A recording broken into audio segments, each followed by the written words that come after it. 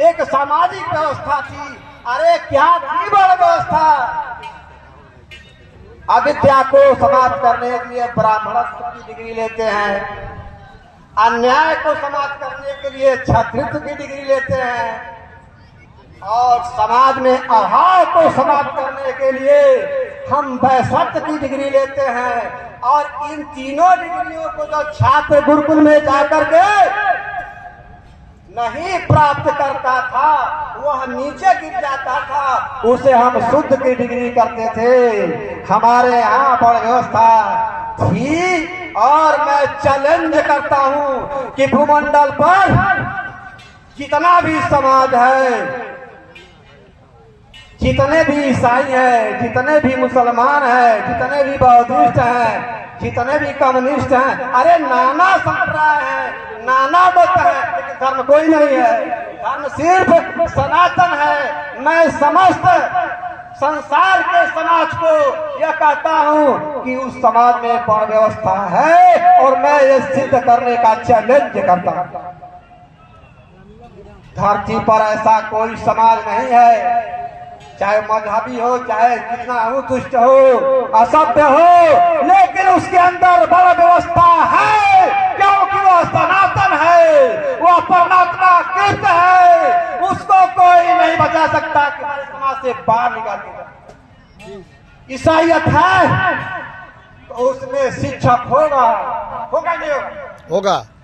मुसलमान समाज है, उसमें शिक्षक होगा कि नहीं? होगा होगा।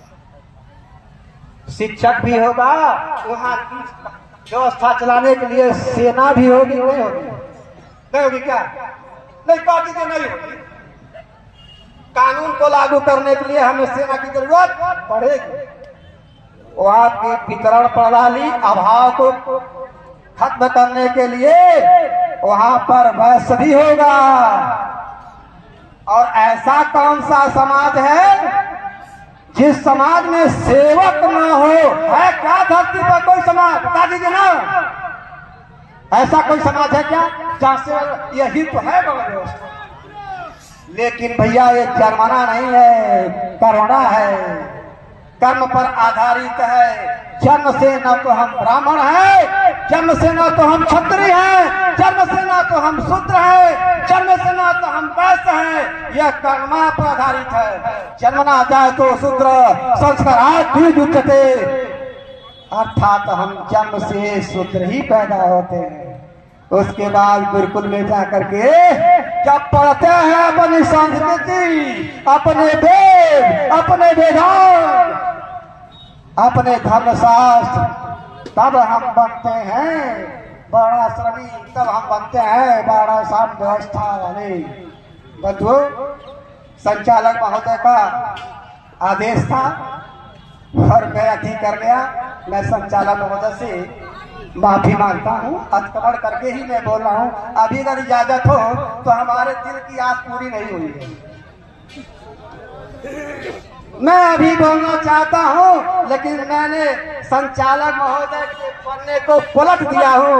मैं संचालक महोदय से निवेदन करता हूँ, आप कृपया मुझे माफ करेंगे। ठीक है, अगर आपकी आज्ञा हो तो मैं कुछ और बोल। चलिए, आप सबकी इच्छा है, मैं यहीं अपनी वाणी का विराम करता हूँ। और आप मेरी कोई बात बुरी लगी हो तो मुझे कृपया माफ करेंगे। ओम नमस्ते।